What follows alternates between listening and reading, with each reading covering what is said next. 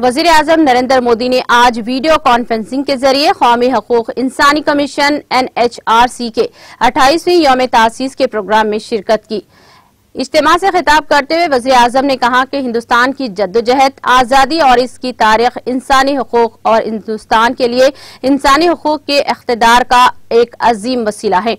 उन्होंने कहा कि एक मुल्क के तौर पर, एक समाज के तौर पर हमने नाइंसाफी, जुल्म व ज्यादती के खिलाफ मुजाहिमत की है और हमने सदियों तक अपने हुकूक के लिए लड़ाई लड़ी है। ऐसे वक्त में जबकि पूरी दुनिया पहली जंग अजीम के तशद्दुद से मुतासिर थी, हिंदुस्तान ने दुनिया को हुकूक और अदम तशद्दुद का रास्ता दिखाया।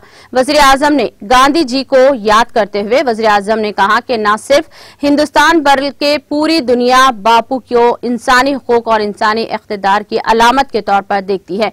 उन्होंने मजीद कहा कि ऐसे कई मौके पर जबकि दुनिया वहम या तजज्जुब का शिकार थी, हिंदुस्तान इंसानी हुकूक के तय पूरी तरह पुख्ता और हसास रहा है।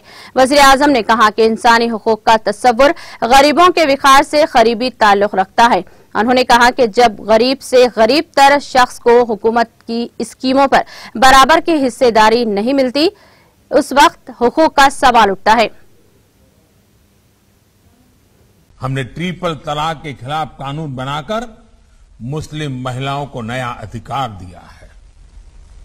मुस्लिम महिलाओं को हज के दौरान महरम की बाध्यता से मुक्त करने का काम भी हमारी ही सरकार ने किया है।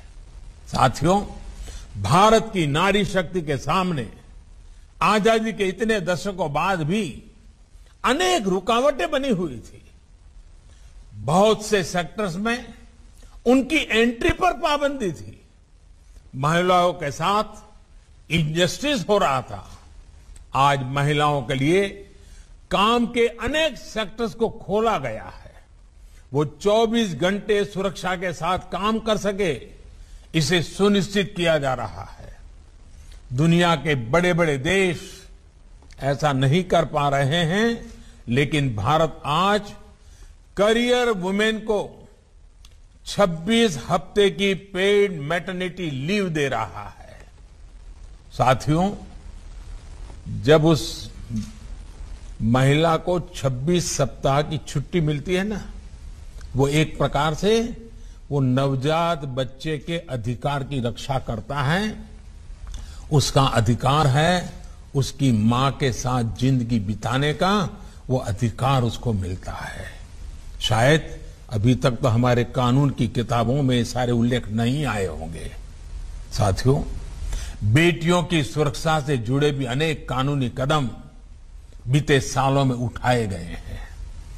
देश के 700 से अधिक जिलों में वन स्टॉप सेंटर्स चल रहे हैं, जहां एक ही जगह पर महिलाओं को मेडिकल सहायता, पुलिस सुरक्षा, साइको सोशल काउंसलिंग, कानूनी मदद और अस्थायी आश्रय दिया जाता है।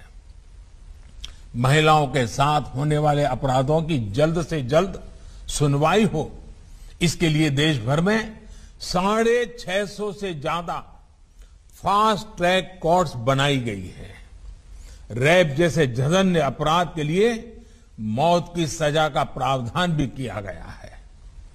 Medical termination of pregnancy act, इसमें संशोधन करके महिलाओं को एबॉर्शन से जुड़ी स्वतंत्रता दी गई है।